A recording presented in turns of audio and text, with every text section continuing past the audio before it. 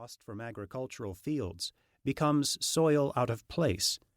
In other words, dirt. If Earth had come with an operating manual, the first chapter might be titled something like How to Protect Soil, Mother of All Life. It would portray soil as the dynamic interface between geology and biology, the bridge between the dead world of rock and the bustling realm of life. When I considered the history of agriculture through a geological lens, I saw a boomerang effect. How we treat land determines how the land will treat us, and for how long. I also saw that we can avoid the common fate of ancient societies as long as we do not repeat their grand folly of stripping off fertile topsoil at an unsustainable rate. Unfortunately, that is exactly what we are doing, only this time on a global scale. In researching dirt, I found that every few decades, over the last 150 years, luminaries have sounded the alarm over soil erosion. But our memory and attention span are short. Efforts to reverse the course of soil erosion tend to get hijacked by other priorities, such as plowing the plains to sell grain to Europe during the First World War, or cashing in on crops like biofuels today. Archaeologists have documented links between soil loss and the decline or collapse of ancient societies around the world. In the literature of environmental history, one often finds the argument that deforestation caused the soil erosion that plagued past civilizations.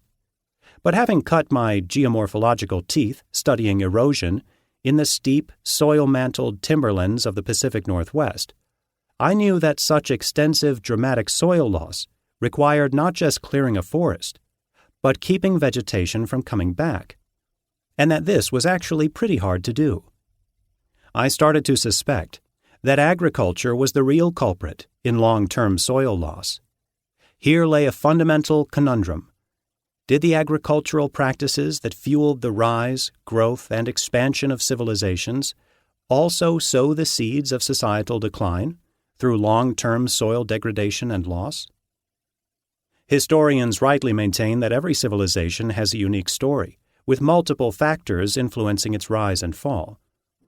But I came to suspect that the state of the land, the state of the soil, directly affects the health and resilience of societies. In this view, individual droughts, wars, and economic disruptions or dislocations may serve as the triggers for societal collapse, but the state of the land loads the gun.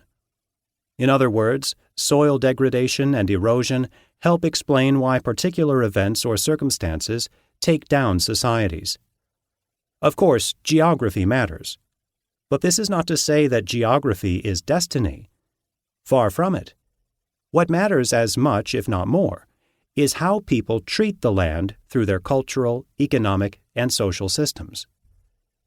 As I became convinced that agriculture caused damaging soil erosion time and again in the past, I wanted to assess how great a problem it remains today. There were no scientists measuring rates of soil erosion in the fields of ancient Greece or Rome, but we have such data now to address whether agricultural soil loss is a reasonable hypothesis for limiting the lifespans of civilizations. So I parked in the University of Washington's library for several weeks and gathered up all the data I could on modern rates of soil erosion from agricultural fields and long-term rates of erosion from landscapes around the world. I discovered that the world's farmlands erode as much as the high Himalaya. Think about it. It's quite a trick to make flat-as-pancake land behave like the highest mountains in the world.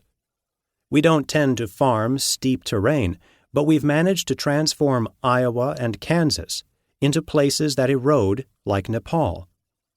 That can't go on forever.